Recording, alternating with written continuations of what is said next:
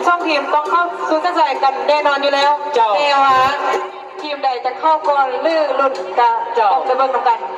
มากันแล้วเวลาแก้ประธานทั้งสองทีมระหว่างพันบุญคงพบกับบริษัทเคซี่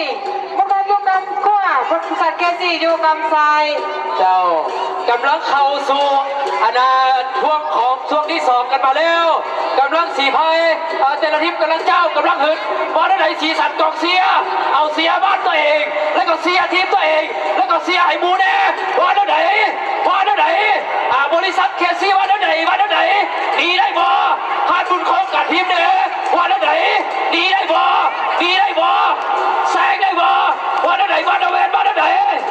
และในขณะนี้ที่ไผ่กำลังขึ้นสู้กันอยู่เนาะอย่างบริษัทกำลังเต็มที่เพื่อรอดท่า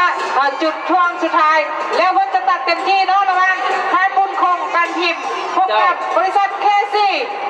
ในขณะนี้ทั้งสองทีมกำลังแข่งขันกันอยู่กำลังสู้กันอยู่เนาะกำลังสู้สีเข้าสู่ช่วงที่4กันแล้วสุริวัลเจ้ากันแล้ววันไหนทำเป็นดีหรือบ่เจ้าหรือบ่งัดหรือบ่เสือสีแดงวันไหนเสือสีเหลืองวันไหน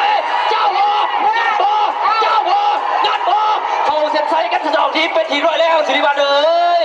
จากที่ว่าเขาสู้เส้นใส่กันไปอย่างสวยงามเนาะแล้วก็สู้ซี่กันพอสมควรก็เรียกว่าพ้นพ้องกันแข่งขันในรอบนี้อยู่ในรอบที่3รอบที่12นี้ระหว่างเพื่อคงทางบุญคมไปในการพิมพ์คมกับบริษัทเคซี่ก็เรียกว่าพ้นพ้องกันแข่งขันนี้เป็นเคซี่เนาะเพื่อของบริษัทเคซี่เข้าสู่เส้นใส่กันไปก่อนก็ถือว่าเป็นระดับตัวแทนจากทั้งบริษัทเคซี่เนาะมาจากบรรดาเวนก็ถือว่าสามารถเข้าเซ็นไซกันไปก่อนทั้งฮันบุญคงป้ายและการพิมพ์ถือว่า